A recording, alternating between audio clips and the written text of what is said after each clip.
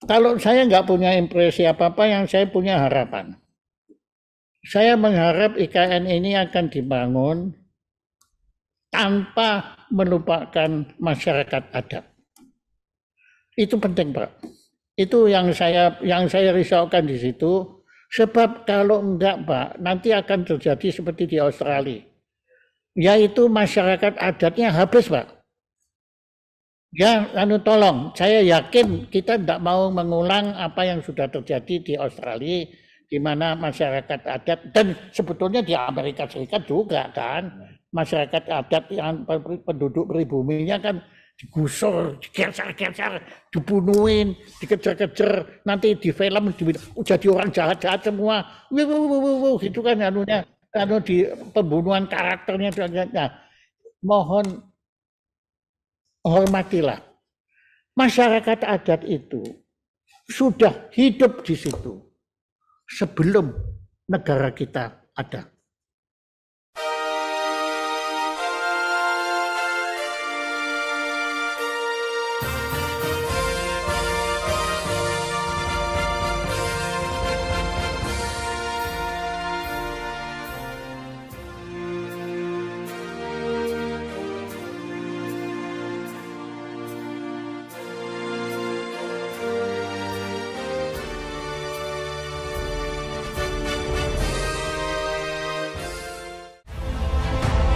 Saya Bambang Sartono di kanal Inspirasi untuk Bangsa. Ini juga pertama kali nulis IPB sebenarnya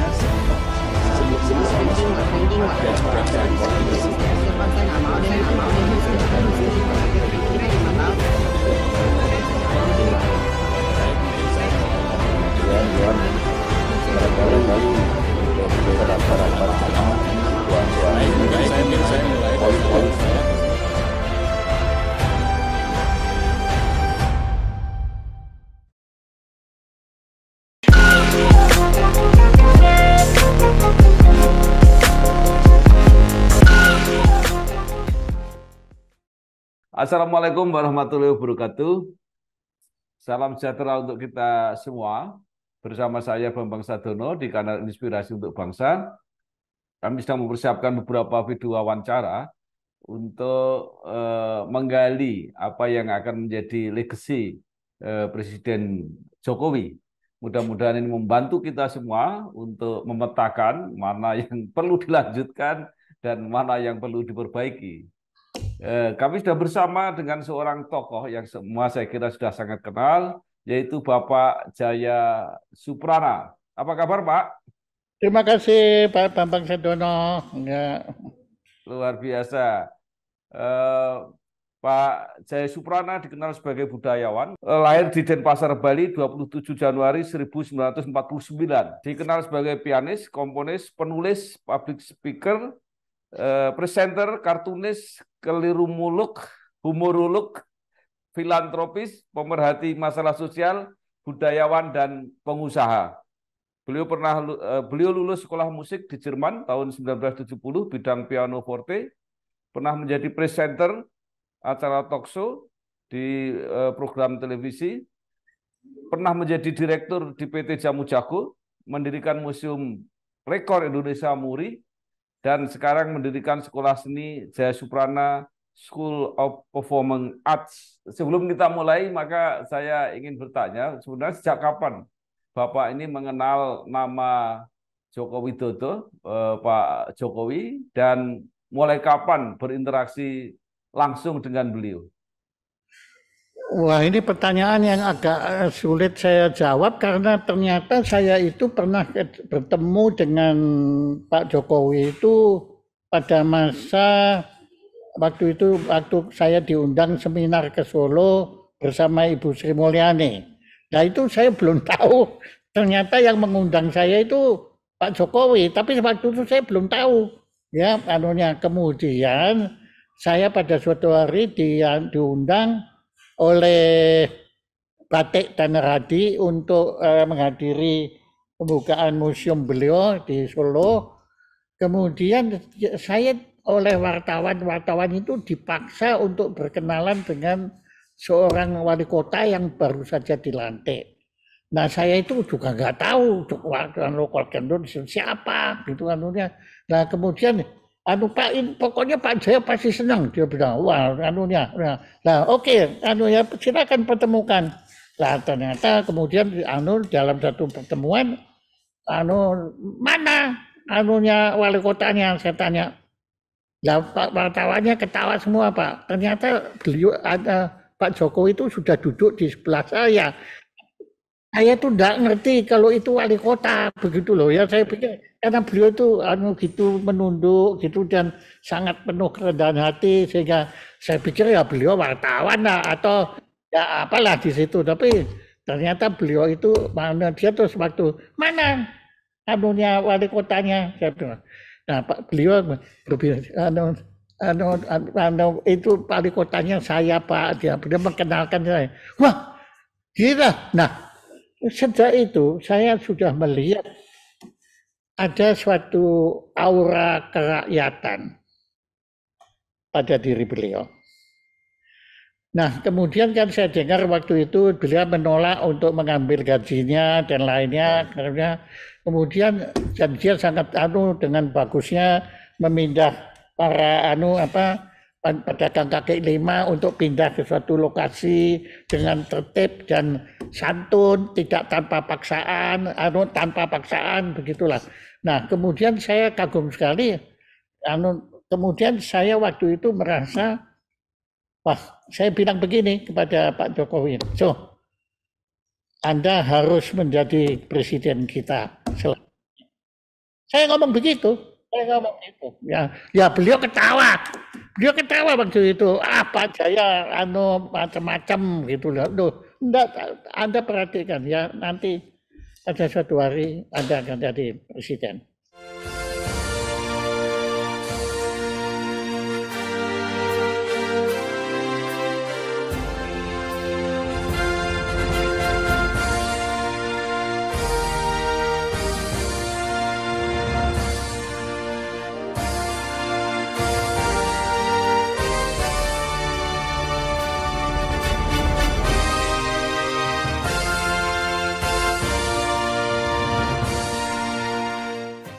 Jadi apa yang membuat Pak Jaya mengambil kesimpulan seperti itu?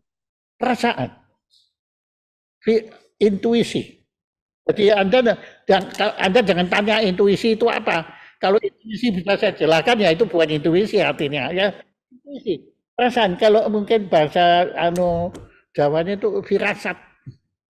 Saya merasa. Nah, beliau bukan orang pertama yang saya rasa akan menjadi presiden. Yaitu SBY. Waktu SBY masih Menteri Menteri Pertambangan ya waktu itu. Zaman Gus Dur. Kemudian saya undang beliau untuk menjadi tamu saya di TPI Jaya Pranasyo. Nah, kemudian beliau datang dengan istrinya, kemudian dia dengan santun gitu menjawab pertanyaan-pertanyaan saya. Terus saya bilang, you will be our next president. Saya ngomong gitu, ya lagi-lagi SBY ketawa. Ibu Ani juga waktu hadir dia bilang Pak Jaya jangan macam-macam bilang gitu. Lihat aja. Ya jadi dan akhirnya Jokowi akhirnya menjadi presiden kan? Iya. Nah, ya. Ini bahaya Pak Jaya. Kalau nanti Pak Jaya meramal lagi berikutnya, jangan-jangan akan jadi lagi Pak Jaya. Nah, kalau yang saya ramal itu adalah Bambang Sadono, Anda harus jadi presiden makanya. Enggak mungkin. Nah, itu sama kan? Jokowi juga ngomong gitu dulu. SBY juga ngomong gitu. Nah, Pak Jaya sekarang setelah berjalan sekian waktu, hampir 10 tahun sekarang, hampir berakhir, apa kesan Pak Jaya mengenai kinerja, prestasi, rekam jejak Pak Jokowi, terutama mungkin di bidang sosial budaya lah, bidangnya Pak Jaya gitu kira-kira. Ya, saya kira jangan ngomong bidang saya aja. Yang penting adalah untuk negara dan bangsa Indonesia ini, terutama Indonesia. Menurut saya beliau seperti yang saya yang saya dulu ramalkan itu kan saya kan merasa aura kerakyatan itu hadir pada beliau. Ya, itu ibaratnya itu ya sudah menjadi aura lah, itu menjadi bagian kodrati dari beliau. Nah, tapi kan memang dalam kenyataan itu kan tidak mudah untuk menerapkan makna kerakyatan ini pada suatu negara. Ini saya ngomong-ngomong ini dengan Pak Jokowi ketika beliau masih gubernur. Saya ngomong begini, Pak, apakah Bapak yakin sampai sekarang sudah terbukti Bapak itu keracyatannya tidak mungkin dipertanyakan lagi. Tapi apa yang Anda tangani kan pertama kota Solo, kedua kota Jakarta. Walaupun kota Jakarta itu memang kota hebat ya, maksudnya suatu kota yang hebat kan, beda dengan kota biasa. Tapi Indonesia beda loh, saya bilang. Apakah Anda siap? Saya sudah ngomong waktu itu ya, Anda akan siap. Pasti Anda akan mendapat perlawanan. Pada saat Anda membela rakyat, ada orang yang memang tidak suka rakyat, memang kerjanya itu menindas rakyat, mereka pasti nggak suka. Karena mereka maunya rakyat itu memang harus ditindas, bukannya Nah, kelompok-kelompok ini pasti nggak suka. Beliau waktu itu terdiam sebentar, tapi beliau bilang, saya siap. Dia bilang, siap Pak. Beliau bilang begitu. Nah sudah, kalau begitu ya silakan. Anda silakan seperti yang saya bilang. Itu ya waktu saya bilang begitu, akhirnya itu waktu itu menjadi suatu pernyataan nasional ketika saya diwawancara oleh siapa itu Najwa Shihab. Itu saya kan ditanya, ini siapa menurut Anda, kan waktu calonnya banyak. Tapi saya bilang begini, kalau menurut saya kecuali Tuhan berkehendak lain, wah saya pakai nama Tuhan. Kecuali Tuhan berkehendak lain, presidennya pasti Jokowi. No, tapi kan saya masih pakai kecuali kan. Ya, tapi kan kelihatannya Tuhan berkehendak kan. Akhirnya ya di situ. Nah, kembali lagi ke situ. Pertanyaan Anda kan bagaimana penilaian saya terhadap ini. Nah, kalau saya perhatikan, beliau masih tetap Jokowi. Cuma memang masih selalu ada pihak-pihak yang gimana ya, akan mempengaruhi atau merubah kebijaksanaan beliau. Kebijaksanaan mestinya begini, kemudian sengaja jadi untuk kemudian ada hal-hal yang kemudian tidak berpihak ke rakyat itu ada. Cuma ya itu dia, tapi kelihatan beliau tetap aja berpegang teguh pada itu.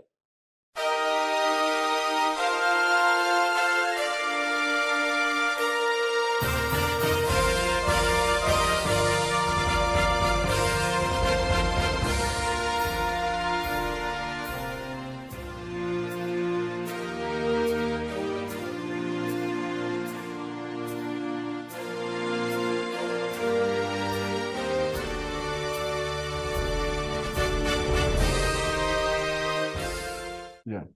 Nah, mungkin terakhir kan serangan-serangan yang diramalkan Pak Jaya itu kan masih terus berlangsung, begitu keras. Tapi malah ketika orang lain pada marah, Pak Jokowi sendiri menganggap wah itu hal-hal yang nggak perlu diseriusi lah. Gitu.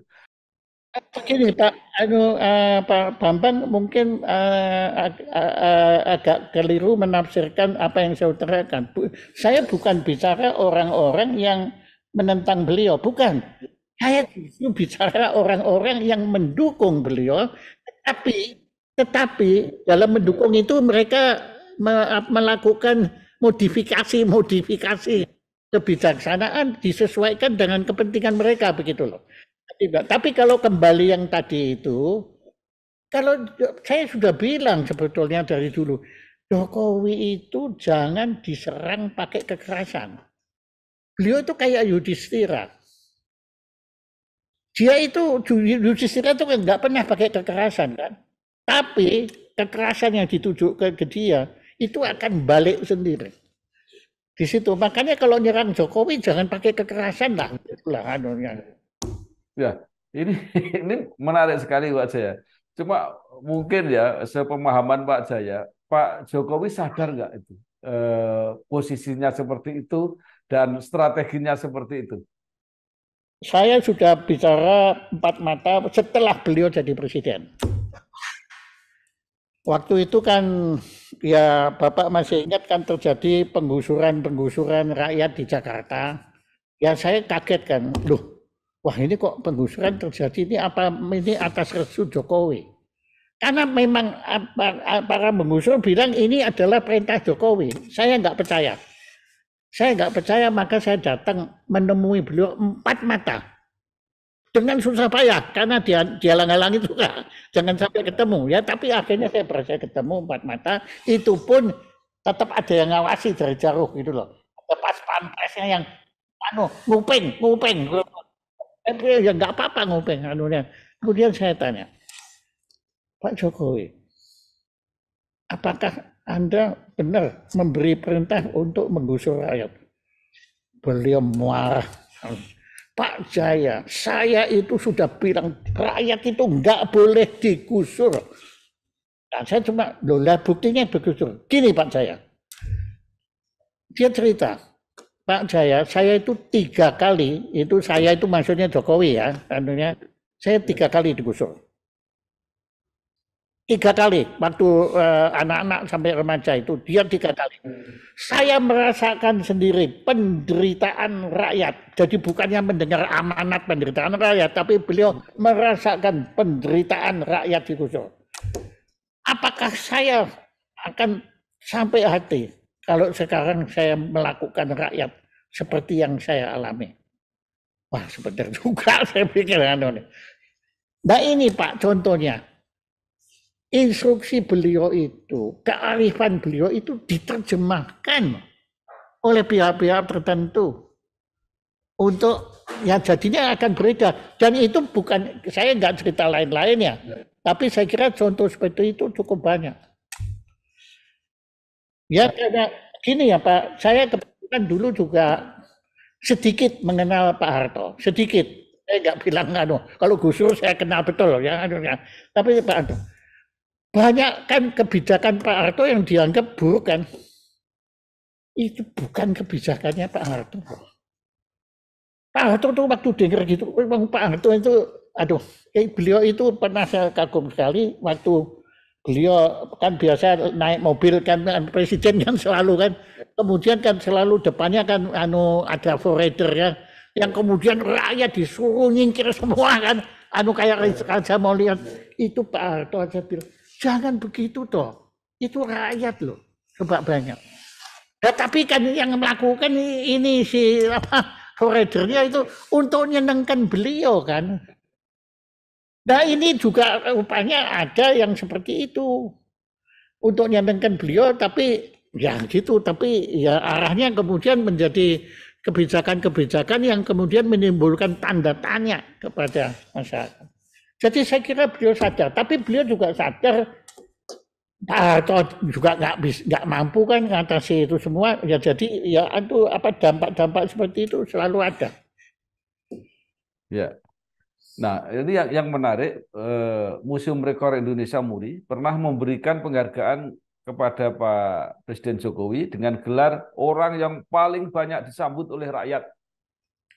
Bukan hanya orang, presiden ya, karena ya kebetulan ya itu tadi saya kan mengalami waktu, kalau Pak Harto saya nggak ngalami ya, saya di Jerman waktu itu. Nah, tapi waktu Habibie ya kan ada yang nyambut Pak Habibie waktu itu. Karena kan beliau langsung aja tadi presiden diangkat oleh Pak Harto kan oke.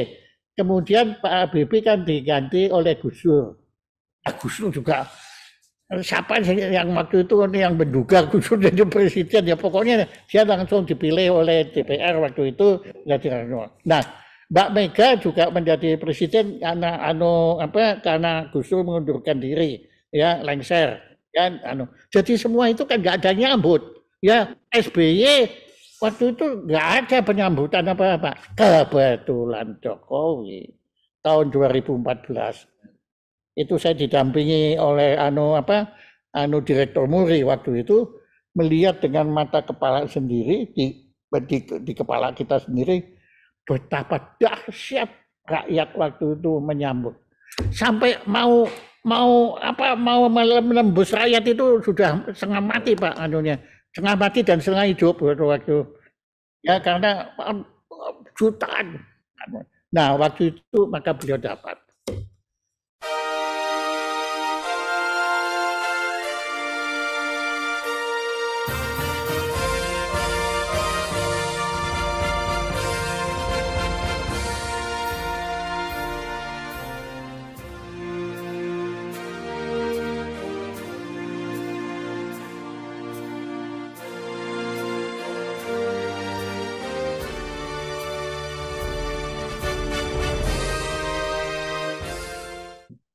Nah, kemudian dengan penyambutan semacam itu, kemudian popularitas Pak Jokowi luar biasa. Katanya ini belum pernah terjadi sebelumnya.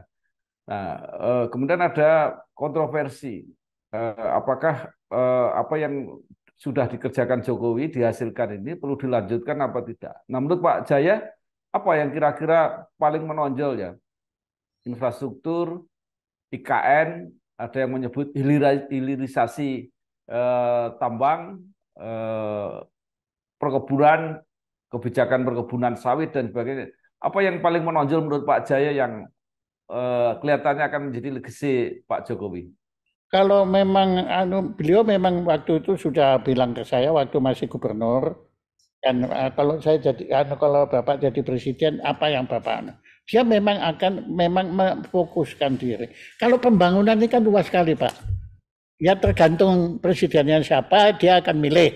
Mungkin kalau saya jadi presiden, mungkin yang saya pilih pertama adalah membangun gedung pagelaran wayang orang. Nah itu kan saya, ya kan karena saya senang wayang orang, nonton, bukan senang main tapi senang nonton. Nah, Pak Jokowi itu memang gimana ya? Memang beliau menganggap itu pembangunan infrastruktur itu di samping sebagai tujuan, tapi juga alat, Pak.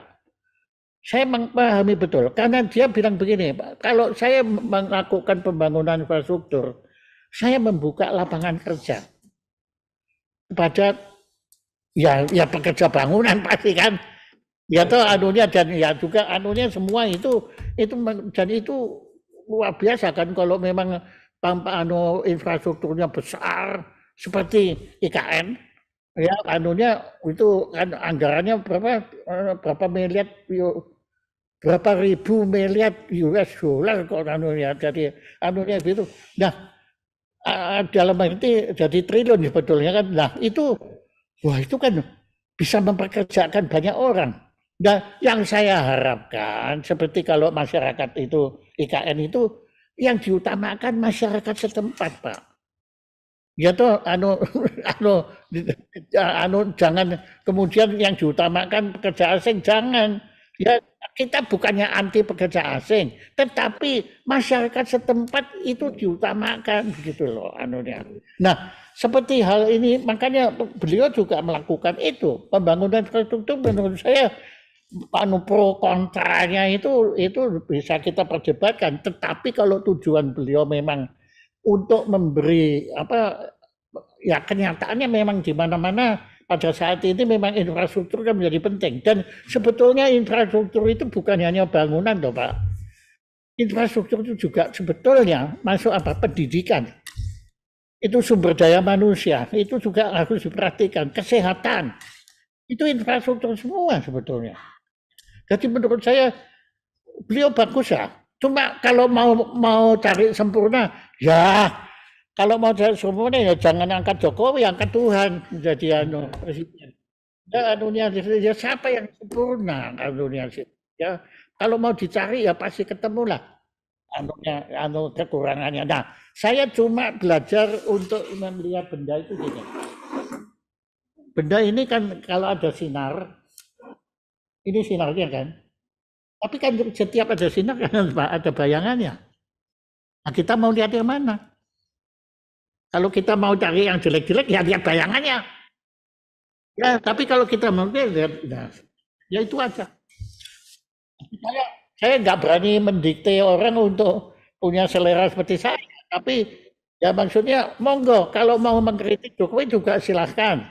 Cuma ya memang kalau bisa ya nggak usah terlalu kasar. Walaupun Pak Jokowi nggak peduli loh. Mau dibilang apa beliau itu nggak peduli. Ya kanunya. Pak Jaya, kita juga punya pengalaman kerja-kerja monumental dari seorang pemimpin seperti Bung Karno ketika membangun Monas itu juga pernah di apa ya diejek-ejek gitu ya. Ya, biar mercusuar. Ya, Pak Harto membangun Taman Mini itu juga Ya, pernah itu. Nah diserang demo. kalau Pak Harto bangun bangun itu saya bela bisa-bisanya itu. Iya, iya. Ya karena saya orang kebudayaan. Iya. Ya, jadi artinya wajar saja kalau sekarang Presiden Jokowi juga banyak diserang. Ya pastilah. Jangankan presiden, Pak. Nabi saya ada, saya nggak bilang nabi kalian. Nabi saya itu kan Nabi Isa kan, Yesus kan. Itu bukan cuma diserang loh, disalib, Pak. Disiksa, disalib, bayangin.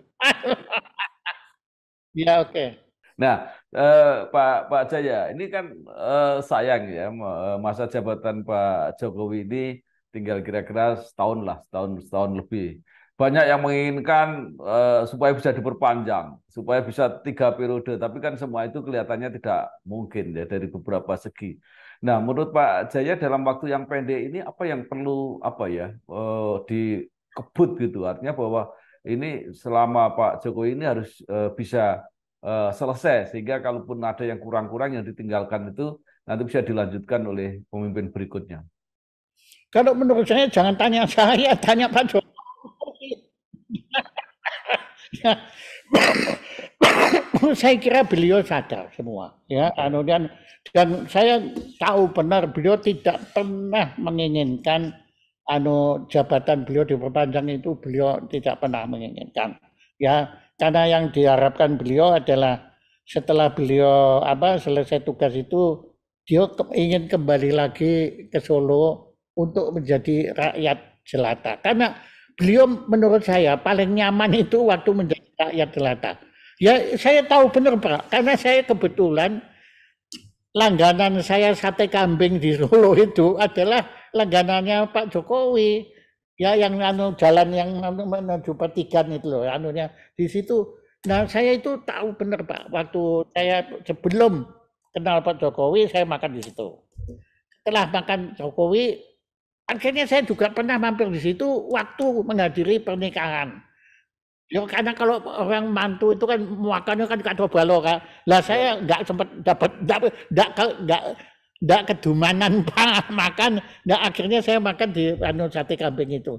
Itu saya ngomong-ngomong wawancara dengan mereka. Dia bilang Pak Jokowi nggak berubah. Beliau kalau ke Solo tetap selalu datang. Dan tadinya nggak usah datang Pak. Enggak, mereka dia maunya datang untuk ngiras sate itu di situ. Jadi menurut saya, pertanyaan Anda itu pasti sudah dipikirkan beliau. Tapi tadi tentang bahwa beliau ingin diperpanjang itu, beliau sama sekali nggak ada keinginan kesana, nggak ada. Karena beliau ingin kembali menjadi rakyat. Itu setahu saya, tapi lebih baik Anda tanya sendiri sama beliau. Ya, Anda bilang, nah Pak Jaya ngomong gitu, nah nanti nyalakan saya. Gitu.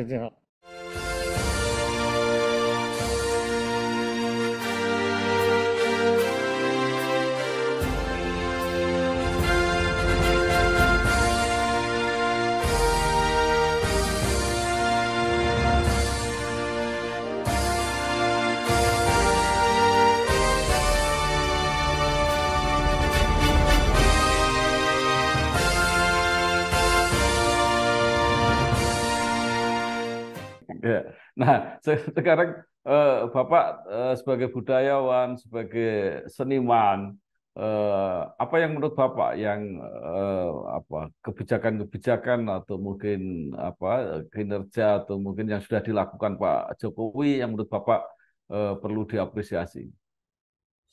Begini, kebetulan waktu beliau menetapkan hari wayang itu, kebetulan saya ada di istana waktu itu. Nah, itu adalah satu keputusan beliau yang sangat penting waktu itu, dan itu sangat nyata, Pak. Adalah dia waktu itu langsung mengambil keputusan untuk memberi dana, bentar, sekian triliun gitu, angkanya saya lupa. Ya, anunya diputuskan oleh beliau di situ langsung dengan dihadiri oleh Pak Seksenek itu waktu itu, dan langsung juga diterapkan, dan kebetulan juga Dirjen Kebudayaannya Mas Hilman Farid ada di situ. Dan beliau itu kemarin saya ketemu Pak Hilman Farid, ternyata memang dana itu betul-betul sudah dikeluarkan, Pak, dan menjadi dana abadi. Itu bunganya aja, bunganya loh Pak, yang nyonya itu 300 juta anunya, 300 miliar bunganya loh ya, dan itu diserahkan untuk kepada rakyat ini, dibentuk satu tim supaya jangan semua nanti masuk ke wayang orang semua kalau ya itu diserahkan untuk dibagi secara adil dan merata. Nah, itu menurut saya adalah, kalau tulisan Anda legasi Jokowi, dan Anda tanya saya sebagai bukan rakyat tapi sebagai sebagai seorang yang yang belajar kesenian, saya bukan budayawan, Pak. Saya itu belajar tentang kebudayaan ini. Nah, itu di situ adalah itu. Menurut saya itu adalah keputusan beliau untuk memberi dana abadi untuk pembinaan. Kalau saya kan cuma ngomong yang gitu, tapi beliau ngasih duitnya gitu loh, anunya. Ya, itu menurut saya itu karya nyata beliau. Menurut saya. Oh, yang lain, alah opo sih cuma 300 miliar wae opo gitu kan, kan sekarang ngomongnya kan kalau miliar kan sudah nggak perlu Pak, kan ngomongnya triliun kan, termasuk kalau korupsi juga, kalau miliar jangan loh Pak, kalau korupsi kan nanggung itu bahaya malah, kalau korupsi harus di atas triliun gitu loh, baginya gampang gitu kan.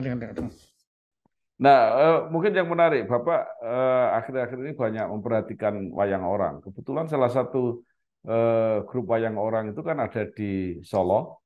Nah, ya, bukan salah satu, itu yang benar, itu yang itu memang akarnya. Saya baru tahu bahwa lelakon Arjuna Wiwaha itu bikinannya Pak Kubuwono, Pak. Ya toh, jadi Solo itu sebetulnya akarnya wayang orang itu, dengan segala hormat pada Yogyakarta ya, dengan hormat ya, dan segala hormat kepada Kinarto Sabdo, ya, wayang orang itu akarnya Solo. Nah, itu kan ada juga di Semarang, ada Ngesti Pandowo. Saya Ngesti Pandowo kan. Ya, kemudian ada di Jakarta, ada Barata. Wah. Tetapi Sriwedari kelihatannya lebih bagus daripada yang di Semarang. Apa kira-kira itu ada sentuhan dari Pak Jokowi, Pak?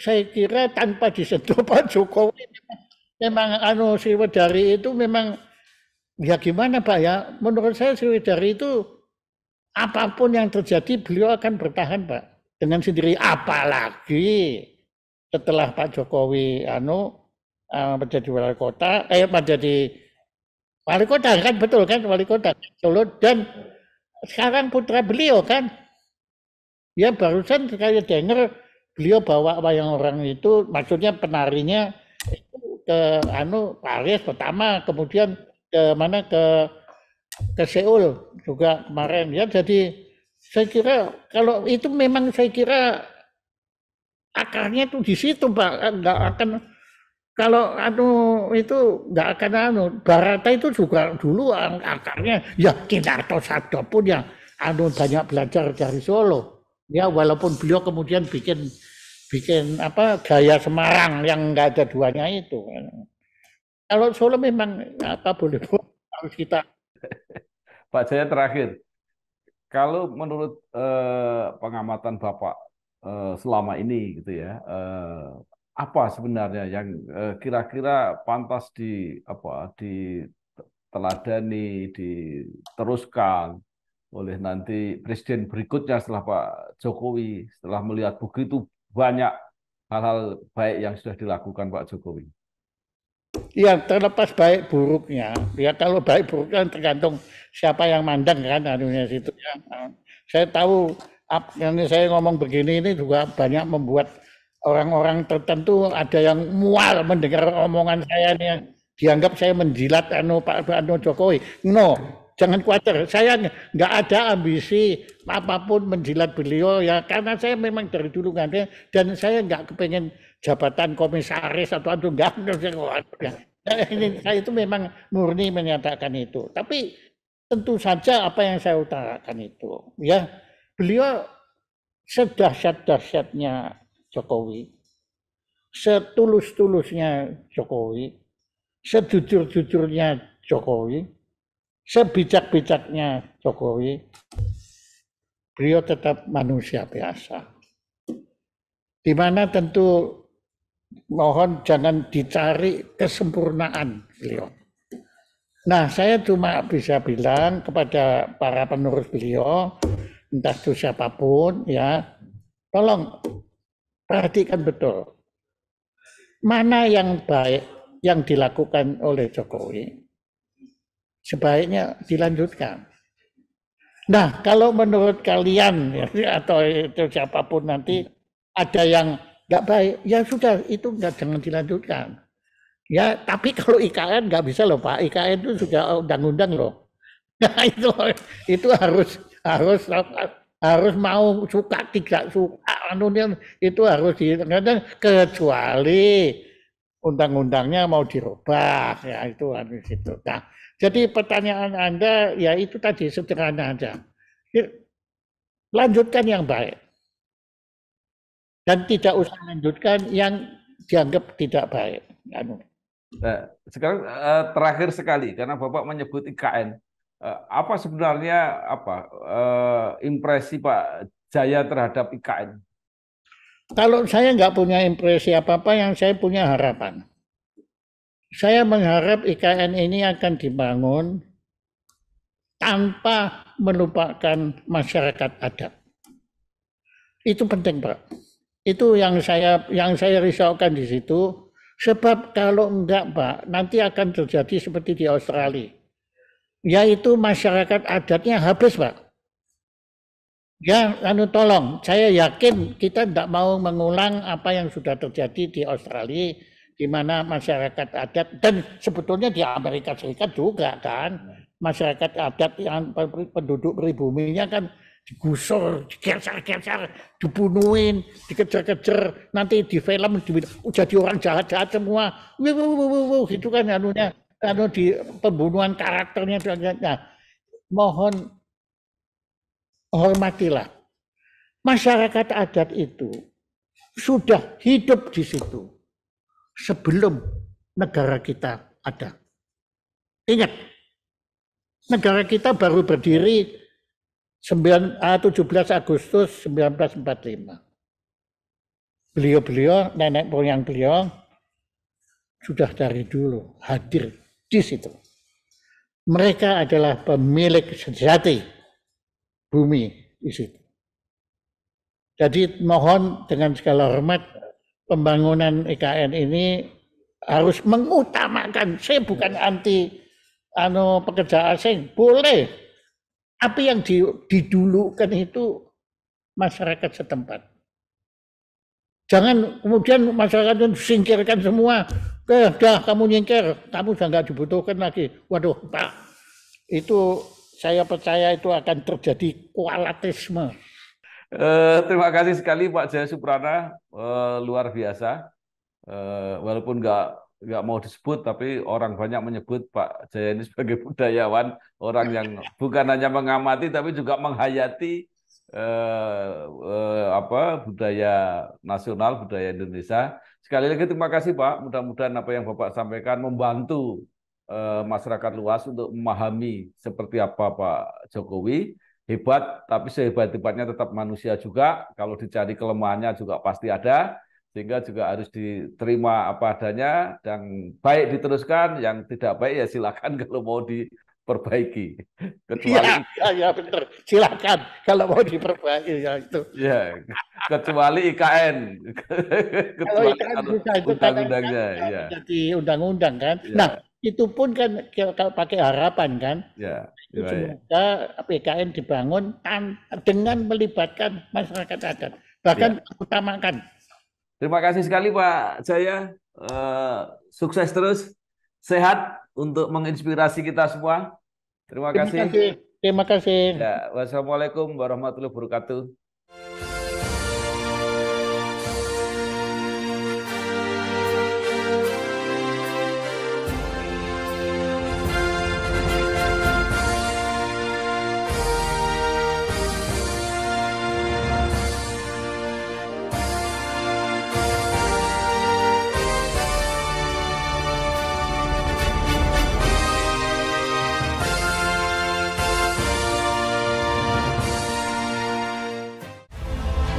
Nama saya Bambang Sabono di kanal Inspirasi untuk Bangsa. Ini juga pertama kali nulis IPB sebenarnya sebelum Ranking, Pak. ada Saya nggak mau